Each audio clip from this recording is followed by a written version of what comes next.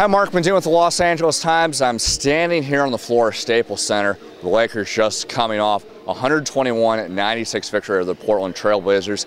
That extends their undefeated mark to 7-0. But this is a much different game than when the Lakers were here the last time at Staples Center. They had to grind out a pretty unimpressive win against a sub-500 team against the Toronto Raptors. And this time, they played against a playoff contender. Obviously, Portland has had its number of injuries. They did just come off a back-to-back against Toronto the previous night. So it's not as if the Trailblazers came in with, full energy and a full lineup.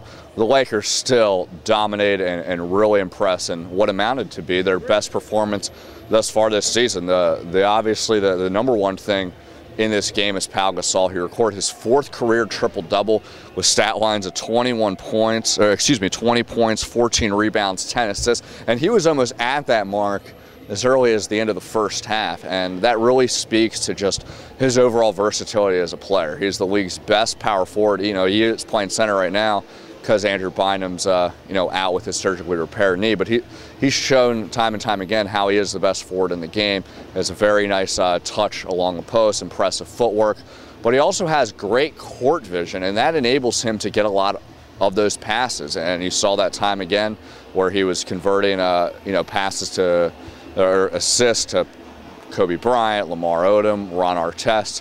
In return, Steve Blake threw a shot off the backboard for Gasol, to dunk it, to pad his stats there. And it was a nice gesture from Steve Blake, but overall, Pau Gasol has just been really playing at all-time high this year.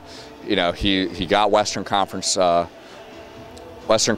Player of the Week honors the first week in the season. He's been consistently producing offensively. Defensively, he needed some work, but he played up pretty well overall tonight. Him and Lamar Odom combined for 26 rebounds, and combined just those two alone, that was one more rebound than Portland got as an entire team. And that's impressive enough.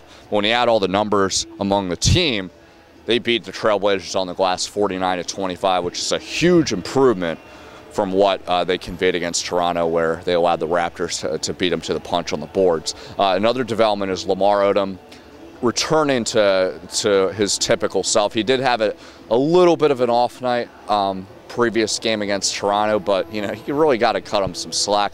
He's been playing lots of minutes this season, and obviously not everyone's always going to record a double-double, but he did tonight. He was able to get 21 points and 12 rebounds to complement Gasol's frontline presence. And I think that the best thing about them is that they're able to get some rest with how much of a lead the Lakers established.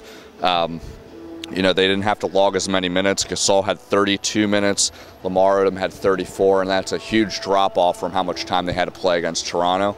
And let's not forget Ron Artest. He held Brandon Roy to an astronomically low 8 points on 1 of 6 shooting.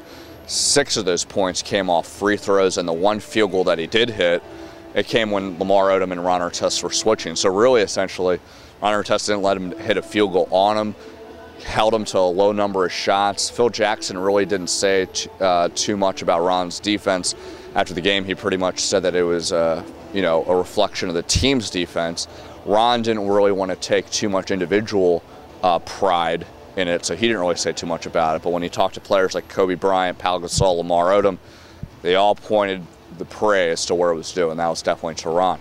And the backstory to all this is Kobe Bryant didn't play well. He only went 3 of 11 from the field. He had 12 points. Now, I don't think this means that he's taken a step back in terms of his progress with his surgically repaired right knee. He looked explosive. He looked involved with the offense. He was definitely a key contributor just from his presence alone, but his shot was not falling. And the encouraging sign for the Lakers is they had a completely dominant performance from everyone else that it really didn't matter.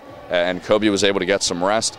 He played 24 minutes. And so when you have a night like that, regardless of who's up, who's down, the Lakers are able to play in dominating fashion like they did against Portland. It's going to pay off dividends in the long run, since the whole key is about maintaining their energy level once postseason comes.